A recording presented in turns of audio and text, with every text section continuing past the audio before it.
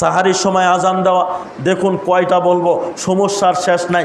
যেখানে এত নেকি সে জায়গাতেই ভেজাল। তুষের মধ্যে কেউ ভেজাল দিছে এটা শোনা যায় না, তবে সোনার মধ্যে মানুষ ঠিকই ভেজাল দেয়। রমজান মাসে যেহেতু এত নেকি আছে, এই নেকি থেকে যেন মানুষ বঞ্চিত হয়, এই জন্য এখানে কিছু ভেজাল আমল ঢুকিয়ে দিয়েছে। যেমন নেকি মনে করে সাহারির সময় চিল্লাচিল্লি শুরু করে দেয়, নেকির কাজ মনে করে মানুষকে ডাকে, নেকির কাজ মনে করে মানুষদেরকে জাগরণী শোনায়, ইসলামী সঙ্গীত গায়, কোরআন তেলাওয়াত করে। এই সবগুলো করলে গুনাহ হবে, কারণ আল্লাহ রাসূল এগুলো শেখান নাই।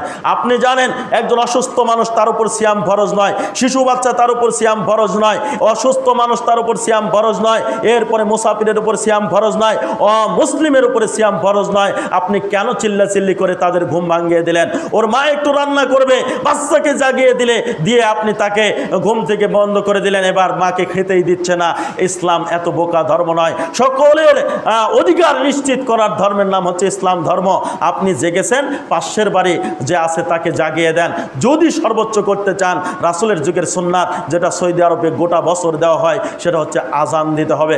আল্লাহ রাসূল সাল্লাল্লাহু আলাইহি সাল্লামের যুগে আজান দেওয়া হতো, 2-3 মিনিটের ভিতরে শেষ হয়ে যাবে। যাদের জায়গা তারা জায়গা পাবে, আর পরস্পর যারা পাশে থাকবে, আপনি জাগলেন, আপনার প্রতিবেশী, আপনার ভাই, আপনার বোন যারা আছে তাদেরকে জাগিয়ে দিলেন। অথবা এখন তো মোবাইলের যুগ, অ্যালার্ম দিলেন। অথচ আপনি যদি এটা করেন, এর বিপরীতে, সুন্নাতের বিপরীতে যখনই কাজ করব, তখনই দেখবেন বিপরীতে অন্য কিছু হবে। এই জন্যই তো তারা কথা বলার সুযোগ পায়, এই জন্যই তো তারা আমাদের উপরে এরকম অত্যাচার জুলুম করে। কারণ কোরআন হাদিসে আমরা না মানার কারণে আমরা বেদাত শুরু করে দিয়েছি, যার কারণে আমাদের এত সমস্যা হচ্ছে। আরেকটি বিষয় খেয়াল করবেন, ইফতারের সময়ও আমাদের ভুল হয়ে যায়। অনেকে ইফতারের টাইম হওয়ার পরেও আবহাওয়া অফিস আপনাকে জানাইলো এতটা সময় ইফতার করবেন, আপনি কেন সতর্কতামূলক আরো 3 মিনিট যোগ করলেন? আল্লাহ রাসূল সাল্লাল্লাহু আলাইহি সাল্লাম বলেছেন, ইহুদিদের সিয়াম আর আমাদের সিয়ামের মধ্যে পার্থক্য হচ্ছে ওরা দেরিতে ইফতার করে, ওরা সাহারি খায় না। আর মুসলমানদের সিয়ামের বৈশিষ্ট্য হচ্ছে এরা তাড়াতাড়ি ইফতার করবে আর তারা সাহারি খাবে। সাহারি পানি হলেও খাওয়ার চেষ্টা করবেন।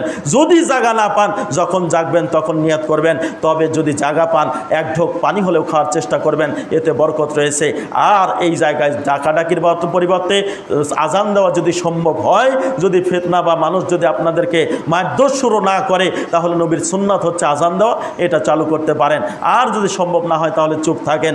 অন্তত ডাকাডাকি করে যাদের উপরে সিয়াম ফরজ নয় তাদের ঘুমটা নষ্ট করবেন না। অনেকে হার্টের রোগী আছেন, তাদেরকে আপনি জাগিয়ে দিলেন। কে আপনাকে বলেছে ওই সময় কোরআন তেলাওয়াত করতে? কোরআন কি জোর করে আপনি শোনাবেন? যার ইচ্ছা নাই তাকে কেন আপনি শোনাবেন? যে ব্যক্তি আগ্রহ করে আসবে তাকে শোনাইতে হবে। এরপরে আমাদেরকে রমজান মাসে আরেকটি বিষয়, সেটা হচ্ছে ইফতার করানো। এটা আমরা করার চেষ্টা করব। যত মানুষকে ইফতার করাবেন, সব মানুষের সমপরিমাণ নেকি আপনি পেয়ে যাবেন, বলি সুবহানাল্লাহ। এরপরে আপনার আরেকটা রয়েছে যাকাতুল ফিতর এবং যাকাতের বিষয়, যে বিষয়গুলো আমাদের মধ্যে অনেকেই খেয়ালই করি না। হয়তো রমজান আসলে কিছু আমরা দান করি হয়তোবা, কিন্তু আমরা হিসাব করি না। আল্লাহ রাসূল বলেছেন, নিসাব পরিমাণ সম্পদ যদি কারো থাকে, যদি রূপার হিসাবে দেন, তাহলে প্রায় 70 বা 80 হাজার টাকা। কারো কাছে যদি 1 বছর পার হয়, তাহলে সেখান থেকে শতকরা 2.5 টাকা গরিব মানুষকে দিতে হবে। নেওয়ার লোক না থাকলে ফেলে দিতে হবে। তবু আপনার খাবার অনুমতি নাই। সব সম্পদগুলো নাপাক হয়ে যাবে, অপবিত্র হয়ে যাবে যদি আমরা যাকাত বাহির না করি। আর যদি সোনার হিসাবে দেন, তাহলে 3 লাখ 3.5 লাখ টাকা যদি 1 বছর আপনার মালিকানায় থাকে, তাহলে যত সম্পদ আপনার গচ্ছিত টাকা আছে সবগুলো হিসাব করে 1 লাখে 2.5 হাজার টাকা গরিব দুঃখীর মধ্যে আপনাকে দিতে হবে। এই শিক্ষা দেওয়ার জন্যই এই রমজান এসেছে।